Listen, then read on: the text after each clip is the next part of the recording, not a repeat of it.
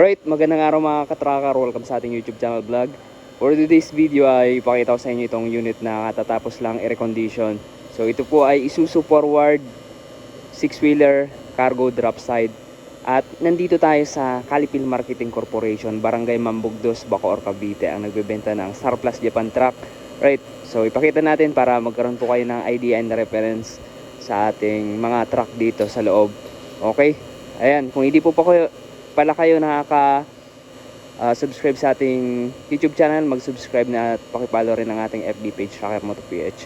Okay, so simulan natin dito. Alright, yung itsura niya, repaint na po siya. Ayan.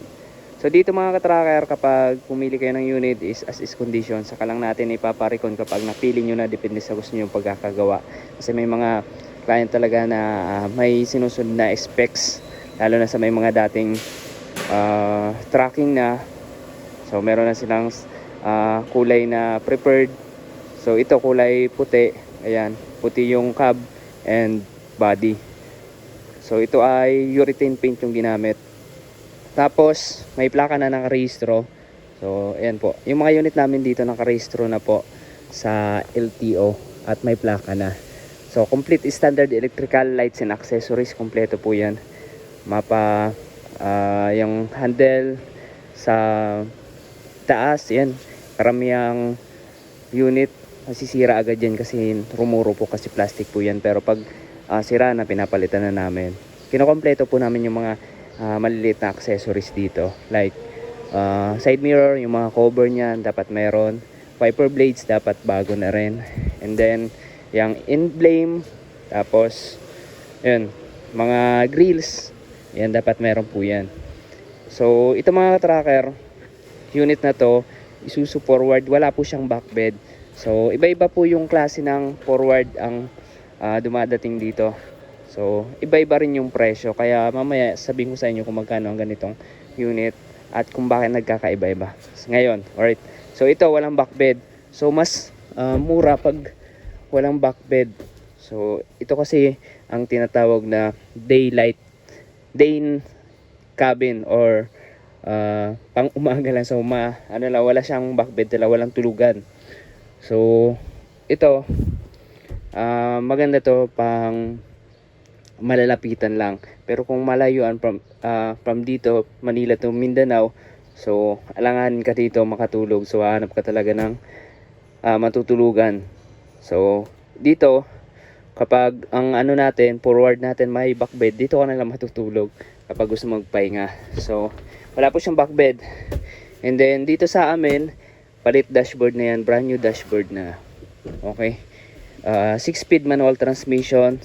Ayan, nandito yung center console box, sun visor, mga compartment gloves, ayan, doom light, rear view mirror, mga handles. Yan po yung titingnan natin sa unit. Dapat merong mga accessories na dapat kompleto, mas maganda. So ayan, pero malilit na bagay lang yan. Right, so yan mga katracker, all gauges functional. Ayan, nagpa-function po. Radio, ayan. And then yung cigarette lighter, dapat gumagana yan. Pwede natin kabitan yan ng charging port. Alright, gagana po yan. So yung natin, side mirror, gumagana po yan. Power tilting mirror natin, yan, na-adjust po yan. So dito paandar natin, one click. Yung mga ilaw gumagana po. And then yun, sa saudo naman ito, pag titingin tayo, ayan, ito 306,366, pero sa Japan kasi mga katracker, minsan nasisira yung dashboard, pinapalitan nila, kaya hindi nagiging accurate yung tinakbo ng unit or ng makina. So yan mga katracker. Right, electrical lights, yan. So LED clearance light na po yan, may body signal light, gumagana po lahat yan. Ano, gumagana po lahat. Alright, ayan, nakita nyo. Tapos mga katracker, dito, yung gulong nito, brand new na. So gusto ng client, brand new. Kaya pinalitan namin ng, ayan, mas malaki. So ang sukat po nito ay, ayan o, 265 by 70 R 19.5 yung rim. 6 stud siya, tapos yung rim niya 19.5. Tubeless na po siya. And then brake drum, tapos slip spring suspension po harap likod. Dinagdagan na rin namin para matibay, kasi ang pangarga nito bakal, malamang. Alright, so mabibigat talaga. So ipakita ko sa inyo yung body. Ang body po nito is localized, gawa po namin. All steel po siya, pang kargahan talaga, matibay po yan. And kulay white. And then naka steel flooring, checkered plate po yung ginamit. Yung sidings natin matibay, yung backboard bakal po yan. Tapos yung bisagra natin malalaki. So kailangan po malalaki para hindi agad-agad masisira. Tapos meron siyang center post. Ayan. So kung gusto niyo po magpagawa ng ganitong body, ito po ay pinagagawa, lalo na kung ang pangarga bakal, semento, or graba. Ayan, mas better po ito, mas maganda. Ayan, naka-grill na yung ating taillight, hindi na masasagi yan, hindi na mababasag. So pang construction pwede to. Chassis natin matibay po yan, oh. Chassis, baby chassis. Ayan, makapal po, pati yung mga soleras niyan. Ayan, ipakita ko sa inyo yung yung ano natin, medyo madilim lang, yung lip spring dito. So dinamihan namin ng lip spring. Ayan, pinadagdagan ng client. Ayan o, makapal po yan, makapal na, pati yung auxiliary lip spring. Yan yung chassis natin. Naka U-bolt, ay U-bolt, tapos I-bolt po siya, fixed bracket na rin. Ayan, kompleto rin yung accessories nito, like toolbox. Ayan, naka toolbox po siya. And then makina nito mga tracker ay manual, mechanical, straight 6, tapos inline injection pump. Pakita ko sa inyo. Alright, so medyo malikabok lang. Ang makina niya po ay 6HL1. Ayan, akyat tayo para makita nyo.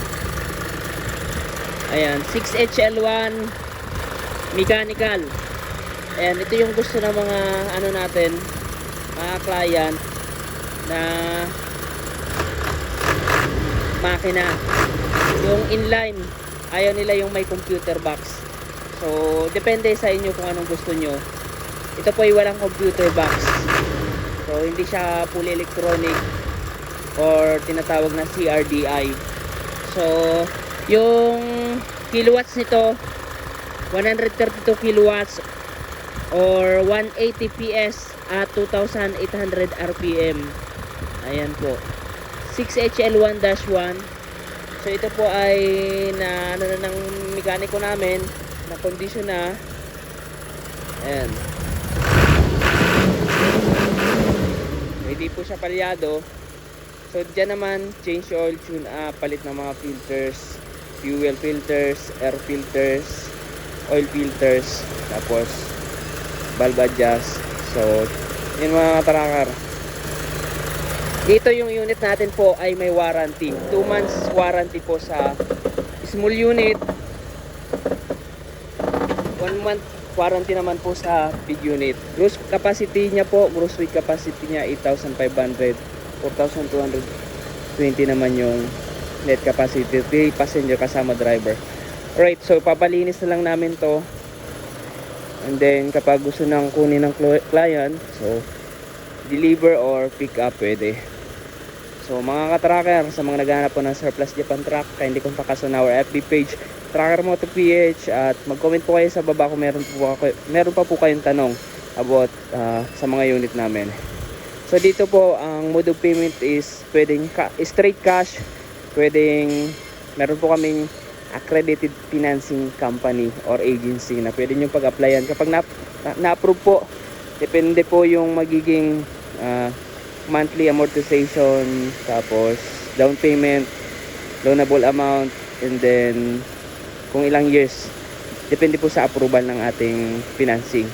So, ang requirements lang sa pag-apply ng financing, 3 latest bank statement, business permit, DTI, true valid ID, copy, and then yung fill out form natin ng application form. So, kapag naka-approve yan, ay makakuha kayo dito. Right mga katracker, ang ganitong unit naman ay nagre-range na to ng 1.4 to 1.6 M. So, depende sa mapipili yung unit. So, yan po ay ano lang, yung range ng aming mga unit. So, depende yan. Pwedeng bumaba, pwedeng tumaas. Alright, so maraming salamat sa panonood. Kung nagustuhan nyo itong video na to, paki-like, share at mag-subscribe, mag-follow. Meron tayong TikTok account, follow nyo rin. Maraming salamat. Ayan, shoutout sa mga followers natin dyan, sa mga subscribers natin hanggang ngayon. Ayan, nanonood ng ating mga vlog about surplus Japan truck. Okay, maraming salamat. Dito na lamang. God bless. Bye-bye.